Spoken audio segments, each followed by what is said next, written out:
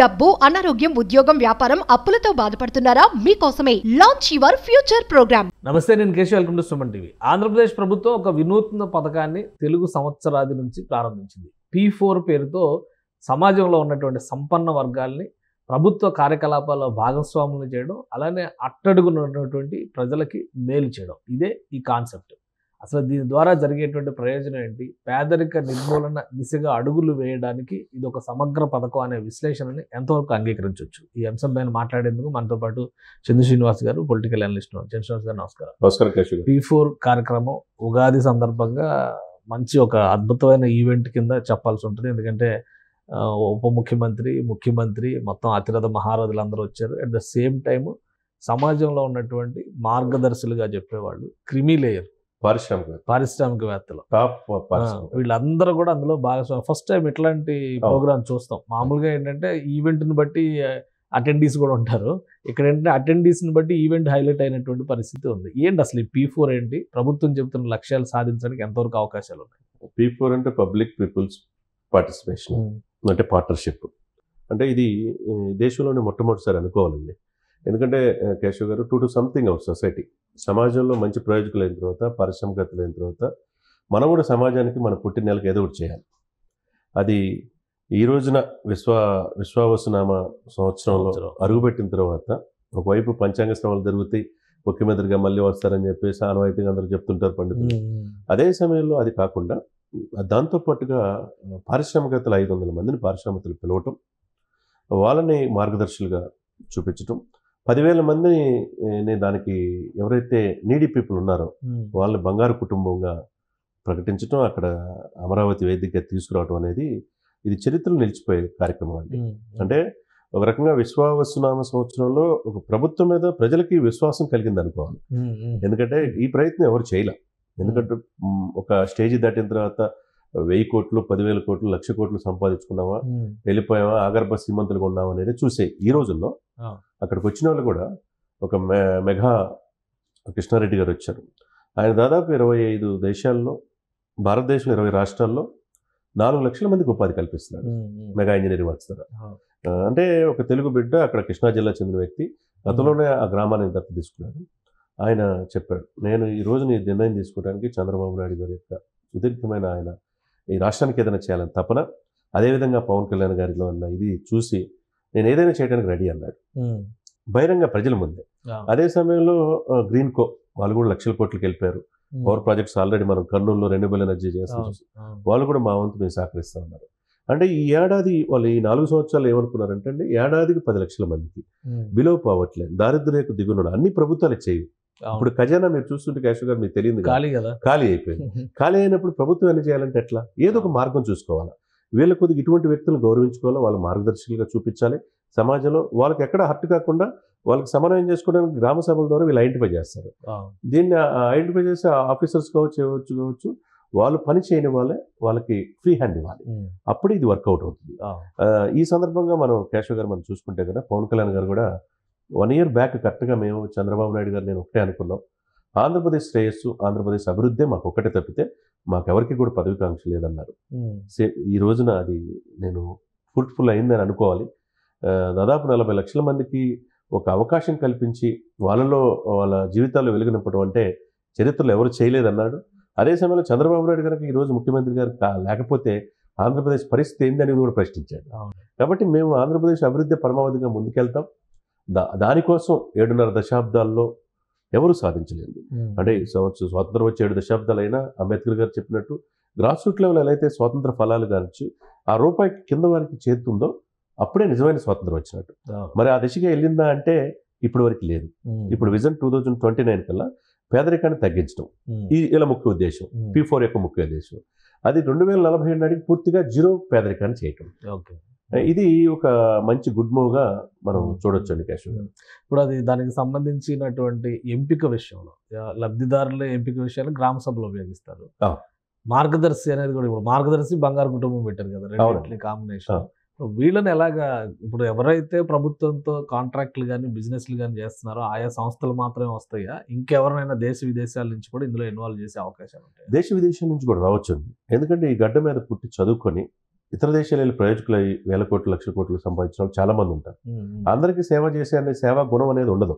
ఇప్పుడు corporate social responsibility కింద కొంత పర్సెంటేజ్ 5% ఎంతో చేయడానికి అవకాశం ఉంటుంది. అది అందరూ చేయగలుగుతున్నారంటే లేదు. ఇప్పుడు అదే నాయకత్వం 4.5 దశాబ్దాల సుదీర్ఘ అనుభవం ఉన్న చంద్రబాబు నాయుడు గారిని చూసి ఈ పారిశ్రామికతలు కూడా ముందు వస్తున్నారు. ఇప్పుడు పవన్ కళ్యాణ్ గారు ఒక మాట అన్నారు, గతంలో ఏదైనా పరిశ్రమ పెట్టాలంటే మా వాటా ఏందని చెప్పి అడిగే పరిస్థితి ఉంది 5 సంవత్సరాల్లో. పరిశ్రమలు పెట్టడానికి కూడా వచ్చిన వాళ్ళు తిరిగి వెళ్ళిపోయారు. కానీ మిమ్మల్ని వాటాదారులుగా ప్రభుత్వంలో తీసుకుంటాం అన్నారు. అంటే ఏంటి అంటే వ్యవస్థలు గత 5 సంవత్సరాలు నిర్వీర్యమైపోయి ఇక్కడ మీరు అన్నట్టుగా ఈ ప్రాంతంలో పుట్టి పెరిగిన దేశ విదేశాలు ఎక్కడికి వెళ్ళినా కానీ వాళ్ళు ఆ పుట్టిన భూమికి ఏదైనా చేయాలని ఉంటుంది. వాళ్ళని అవకాశం కల్పించి వాళ్ళని మార్గదర్శకులుగా చూపిస్తున్నారు. ఇప్పుడు మొదటి విడతగా 500 మంది నిన్న పారిశ్రామికతలు వచ్చారు. గోయంక లాంటి వాళ్ళు కావచ్చు, చలమశెట్టి వాళ్ళు కావచ్చు, మెగా వాళ్ళు కావచ్చు. ఇటువంటి పారిశ్రామికతలు అనేక మంది ఉన్నారు దేశం వదిలిపెట్టి. వాళ్ళు ఏంటంటే పిలుపు మేరకు ప్రభుత్వం కనుక పిలిచి వాళ్ళు గౌరవిస్తే వాళ్ళు కోరుకునేది ఏంది సెల్ఫ్ రెస్పెక్ట్. వచ్చి మనం చెప్పినట్టు మనం గ్రామం చేయాలనుకుంటే అంతా పెత్తనం మళ్ళీ ఇక్కడ అధికారులు చేయాలంటే కుదరదు, వాళ్ళ రూపాయి ఎవరు. అదే సిచ్యువేషన్స్ లో ఇది కత్తి మీద సాములు అంటే. కానీ ఒక ప్రైవేట్ అయితే పేదరికంలో ఉన్నటువంటి కుటుంబాల కోసమే ప్రభుత్వం అనేక పథకాలు పెడుతుంది. అవునండి. అది కాకుండా అదనంగా దీని ద్వారా చేసే కార్యక్రమాలు ఏముంటాయి? డెఫినెట్ గా ఇది అన్ని కూడా ఏంటంటే ఉచితాలకు అలవాటు పడిపోయారు, సోమరపోతులుగా తయారైన పరిస్థితి. మాకు ఓటు ఎందుకు, మాకు సంక్షేమ బటన్ నొక్కాం పథకాలు కానించి ఇప్పుడు పరిస్థితి ఏంటంటే అకౌంటబిలిటీ. అదే చెప్తున్నాను, బటన్ నొక్కి వేలు వాసిపోయింది కానీ ఇప్పుడు జనంలో కూడా ఇప్పుడు బటన్ నొక్కడం కోరుకోవట్లేదు జనం కూడా ఒక విధంగా. ఇక్కడ నిన్న ఇమ్మానియల్ అనే కుటుంబాన్ని తీసుకొచ్చారు. ఆ కుటుంబంలో చదువు కోసం, సిస్టర్ చదువు కోసం తమ్ముడు చదువు మానేశారు. అంటే ఈ సిచ్యువేషన్స్ మనం చూస్తే అక్కడ నిజంగా గ్రౌండ్ రియాలిటీ ఇది దాదాపు ఒక 6 మాసాల నుంచి చేసినట్టు కనపడుతుంది. ఎందుకంటే చంద్రబాబు నాయుడు గారు అంత తేలిగ్గా తీసుకోడు. అదేవిధంగా పవన్ కళ్యాణ్ గారు వీళ్ళిద్దరు ఆలోచనలు ఒకే రకంగా ఉన్నాయి. ఎట్లయినా ఆంధ్రప్రదేశ్ అభివృద్ధిని ముందుకు తీసుకెళ్ళాలి, అప్పులమైన ఆంధ్రప్రదేశ్ని అధిగమించి అభివృద్ధి దిశగా ముందుకు తీసుకెళ్లాలని. కాబట్టి విజన్ అనేది క్లియర్గా కనపడుతుందండి. కాకపోతే ఇక్కడ ఏంటంటే వీళ్ళు దానికి సంబంధించి కాదు, ఎవరైతే బిలో పవర్టీ లైన్ ఉన్నారో ఐడెంటిఫై చేసి ఆ ప్రాంతం తీసుకున్నారనుకోండి, దత్త తీసుకున్నారు, ఆ ప్రాంతంలో ఒక మండలం కావచ్చు, ఆ కాన్స్టిట్యున్సీ కావచ్చు తీసుకున్నప్పుడు వాళ్ళకి కావాల్సిన బేసిక్ నీడ్స్ ఏంటి, పిల్లలు చదువుకోలేకపోతే చదివించడం, వాళ్ళకి ఉన్నత ఉద్యోగం, చదువు అయిపోయిన తర్వాత ఉద్యోగం వచ్చిన కుటుంబం మొత్తం పోషణ ఆధారపడి ఉంటుంది కదా. లేకపోతే వాళ్ళ యొక్క ఇంకేమైనా పారిశ్రామికతలు టెక్నికల్ గా కోర్సు నేర్పించి వాళ్ళకి ఉద్యోగ అవకాశాలు కల్పించడం, లేకపోతే పారిశ్రామికతలు ఇప్పుడు మార్గదర్శకులు ఎవరైతే ఉన్నారో వాళ్ళ ఇండస్ట్రీలో ఉద్యోగాలు కల్పిస్తే ఈ ఎంప్లాయ్మెంట్ ఇప్పుడు 30 లక్షల మంది ఉద్యోగాలకి 5 సంవత్సరాలు కల్పిస్తాను కదా, అది తగ్గుద్ది కదా. అంటే ప్రభుత్వం మీద ఒత్తిడి అనేది తగ్గుద్ది. అన్ని ప్రభుత్వం చేయాలంటే కుదరదు.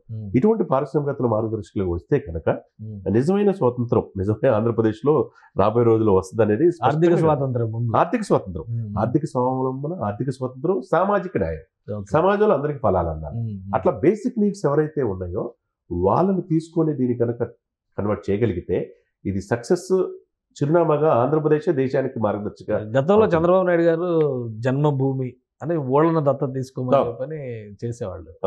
ఇప్పుడు ఒక రకంగా కుటుంబాలను దత్తత తీసుకోమనేటువంటి పరిస్థితి వస్తుంది. దానికి కొనసాగింపు, ఇంకా రివైజ్డ్ వెర్షన్ అని అనుకోవాలా. ఈ జన్మభూమి పథకానికి లోగో కూడా దాదాపు జన్మభూమి లోగో లాగానే. ఇప్పుడు జన్మభూమి మనకు తెలుసు, మేము డిగ్రీ చదువుకునేటప్పుడు సీమోల్ అండాంగానే సౌత్ కొరియాలో సౌత్ ఆఫ్రికా నుంచి సౌత్ కొరియా నుంచి తీసుకున్నాం. సీమోల్ అండాంగానే ఆ పథకాన్ని ఇక్కడ ఇంప్లిమెంట్ చేయ అక్కడ సక్సెస్ అయింది.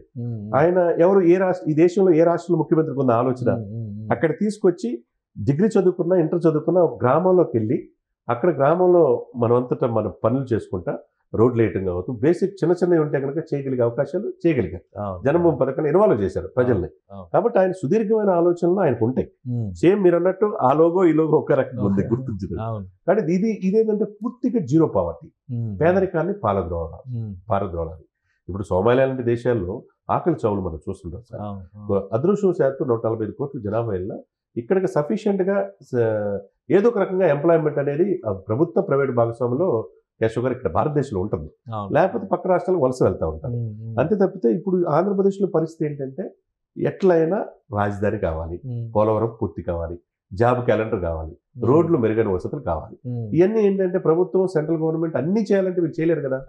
అప్పుడు ఏంటి, వీళ్ళని పారిశ్రామికవేత్తలుగా సక్సెస్ అయిన వాళ్ళని దీంట్లో ఇన్వాల్వ్ చేయాలి. ఒక రకంగా ఈ మోడల్ సక్సెస్ అయితే దేశంలో ఇతర రాష్ట్రాలు కూడా ఫాలో అయ్యే ఛాన్సెస్ డెఫినెట్గా అవుతుందండి. ఎందుకంటే ఇది అవసరం కూడా. ఎందుకంటే పారిశ్రామికవేత్తలు వెళ్ళి వాళ్ళ కుటుంబాలు వాళ్ళే కదా కొన్ని ఎంప్లాయ్మెంట్ కల్పించడమే కాకుండా తన పుట్టిన నెలకు చేసిన ఆ సంతృప్తి అనేది వాళ్ళకి ఉంటుంది కదా. వాళ్ళు కూడా ఇదేదో నిన్న మీటింగ్ అనే కాకుండా ప్రతి 3 నెలలకు ఒకసారైనా డైరెక్ట్ గా చంద్రబాబు నాయుడు గారు, పవన్ కళ్యాణ్ గారు వాళ్ళు పిలిచి అప్రిషియేట్ చేయటం, వాళ్ళు ఇన్వాల్వ్ అది ఆ రివ్యూ చేసే మెకానిజం అనేది కనుక ఉంటే కనుక దీంట్లో 100% సక్సెస్ ఉంటుంది. రైట్. థ్యాంక్ యూ శ్రీనివాస్ గారు. ఇది P4 పేరుతో పేదరిక నిర్మూలన దిశగా ఆంధ్రప్రదేశ్లో అడుగులు పడడం ప్రారంభించాయి. సమాజంలో ఉన్నటువంటి అత్యున్నత వర్గాల ప్రజల నుంచి అట్టడుగు వర్గాల్ని ఆదుకునేటువంటి ప్రక్రియ ఇది. దేశంలోనే తొలిసారిగా ఈ ప్రయోగం చేస్తున్నారు. గతంలో జన్మభూమి తరహా కాన్సెప్ట్స్ని దేశానికి అందించినటువంటి చంద్రబాబు నాయుడు P4 పేరుతో ఇప్పుడు పేదరిక నిర్మూలన సాధ్యమే అనేటువంటి సంకల్పాన్ని తీసుకున్నారు. ఈ ప్రోగ్రామ్ కనుక సక్సెస్ అయితే దీని నుంచి వచ్చేటువంటి ఫలాలను బట్టి ఇతర రాష్ట్రాలు కూడా ఖచ్చితంగా ఇది ఫాలో అయ్యే అవకాశం ఉన్నటువంటి పథకాన్ని చంద్ర శ్రీనివాస్ గారు విశ్లేషిస్తున్నారు. ఇది special discussion. Keep watching. Suman టీవీలో మీ పర్సనల్ అండ్ బిజినెస్ ప్రమోషన్స్ కోసం కింది నెంబర్కి కాంటాక్ట్ చేయండి.